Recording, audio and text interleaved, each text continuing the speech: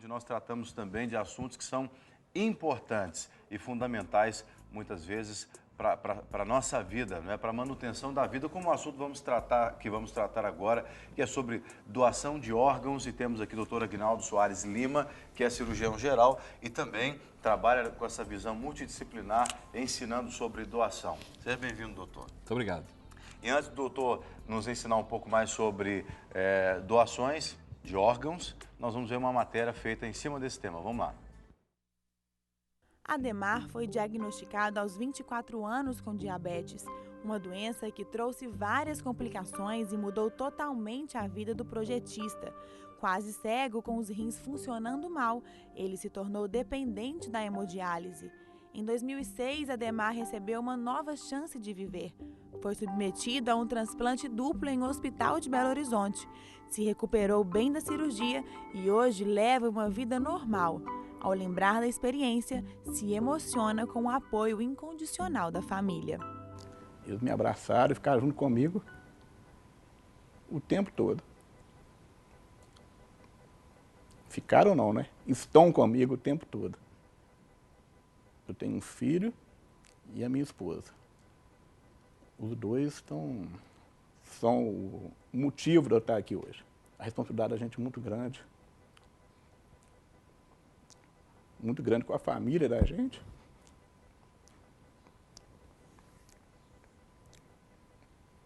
Com a família do doador.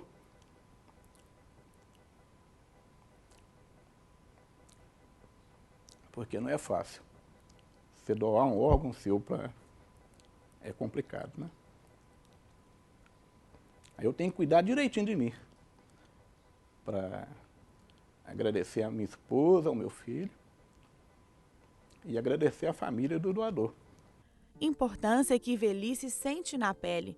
Ela é doadora voluntária de medula óssea. Se inscreveu no cadastro de pessoas doadoras em 2009, quando o filho de uma amiga precisou de alguém compatível para receber uma doação.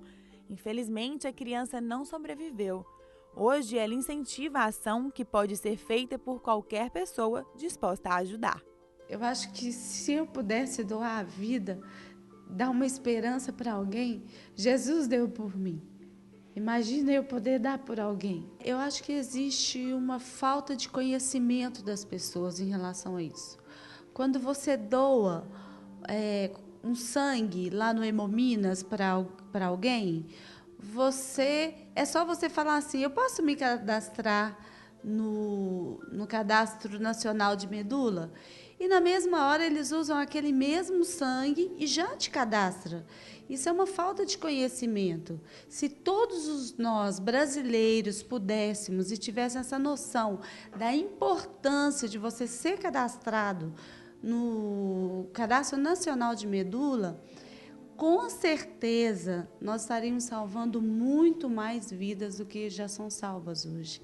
O Ministério da Saúde e o Facebook fizeram uma ação para estimular a doação de órgãos no Brasil. Depois de um ano, 135 mil usuários se declararam doadores na rede social.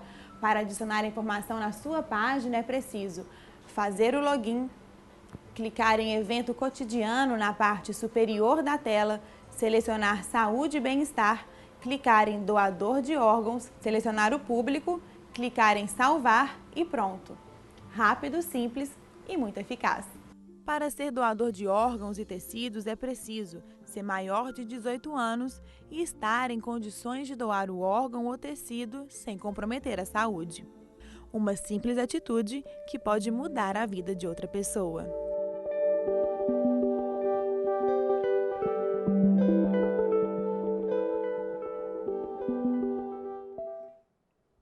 Esse é um assunto que ainda é mito para muitas pessoas, né? Porque quando se fala em doar, eu penso que a maior preocupação é em arrancar um pedaço de si, né? Então, o cara doa o tênis, doa a comida, mas doar um órgão, o cara fala, poxa vida, vai arrancar um pedaço de mim, só depois que eu morrer e olhe lá, né?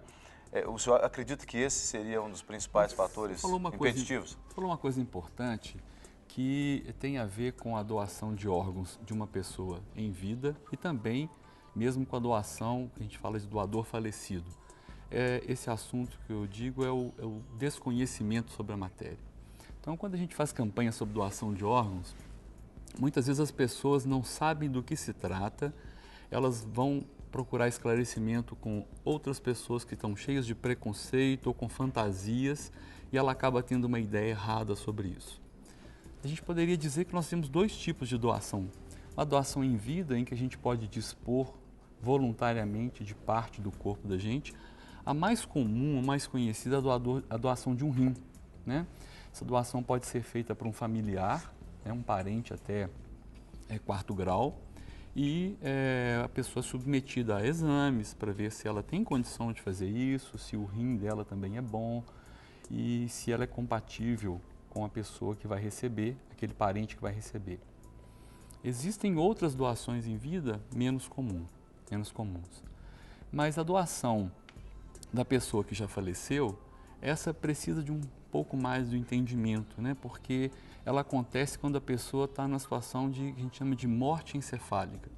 Quando ela teve uma lesão no cérebro irreversível, comprovado por exames, ou seja, ela perdeu a vida porque ela não tem mais cérebro, ela não sente. Está vegetando. Está vegetando. É diferente do coma, tá? Porque o coma a pessoa está viva, mas neurologicamente não está atuando. Mas a morte encefálica, a pessoa está morta, ela é declarada morta, faz atestado de óbito. O detalhe é que o coração ainda bate. Então os órgãos estão recebendo sangue e os órgãos podem ser aproveitados para transplante. Mas aquela pessoa faleceu. Então, nessa situação, a pessoa, se doar os órgãos, ela vai doar um coração, pulmão, fígado, pâncreas, os 2 rins, as córneas.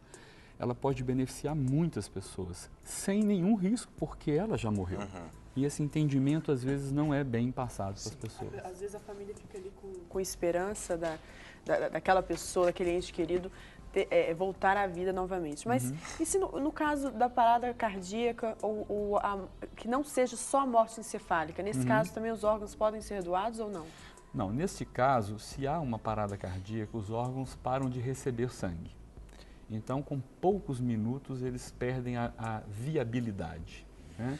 Então, neste caso, o único tecido que pode ser aproveitado é a córnea, né? Na verdade, existem outros transplantes que podem ser feitos, como transplante de osso e tal, mas que no nosso meio ainda é pouco aproveitado. Mas a córnea, sim, até 6 horas depois da parada cardíaca, ela pode ser aproveitada. Doutor, a gente sabe que há muitos mitos que foram criados em função dessa questão de tráfico de órgãos e tantas outras situações, até filmes foram criados acerca dessas informações mal passadas, diga-se de passagem.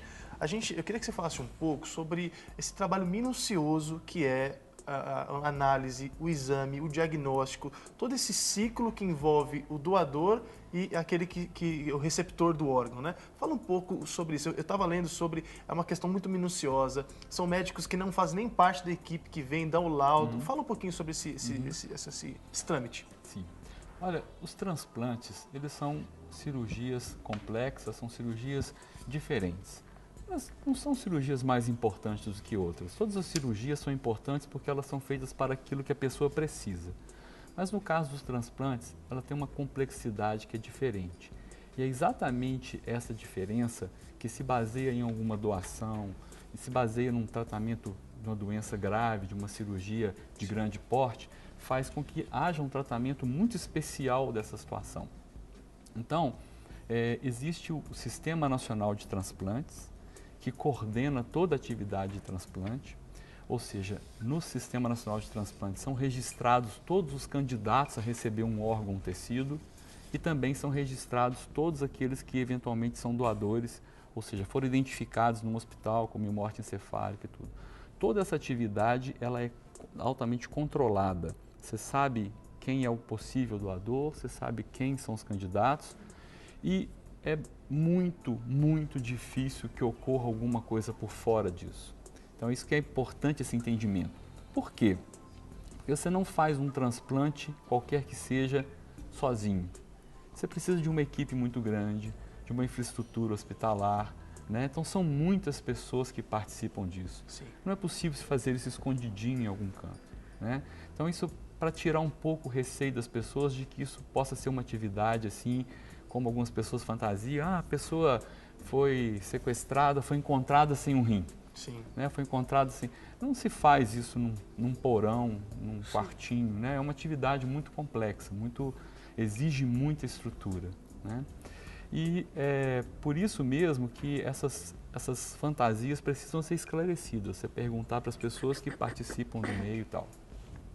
Para o diagnóstico da morte encefálica, que é uma coisa muito séria, né? Sim. Igual você perguntou, assim, a pessoa morreu, o coração parou, né? Porque isso a pessoa fica mais segura. A família fica, o coração parou, então morreu mesmo. Sim. Como é que eu vou acreditar que a pessoa morreu, mas o coração está batendo, né? Então, existem normas, existe legislação do Conselho Federal de Medicina que diz quais os exames têm que ser feitos, eles têm que ser repetidos horas depois por um médico diferente, tudo aquilo tem que ser registrado, arquivado por muitos anos. Tudo isso além do exame clínico que o médico faz, você tem uma comprovação com exames que utilizam equipamentos de que aquilo realmente aconteceu. Eu acho que a gente poderia desmistificar um pouquinho mais essa ideia da morte cefálica. Por exemplo, o que causaria uma morte cefálica? Um acidente onde o cara bate a cabeça no vidro do carro ou uma doença? Porque aí as pessoas vão ficar mais tranquilas em saber que a morte encefálica pode alcançar qualquer pessoa em situações menos complicadas. Olha, o mais comum, as causas mais comuns de morte cefálica são o traumatismo, ou seja, pessoa que bateu a cabeça, caiu de moto, bateu a cabeça, um acidente de carro, caiu alguma coisa na cabeça da pessoa, né? Um traumatismo craniano, ou o que a gente chama de acidente vascular cerebral, que as pessoas conhecem como derrame, né? Então, nos dois casos, o que acontece é uma lesão grande do cérebro que impede a chegada de sangue no cérebro e o cérebro morre por falta de sangue.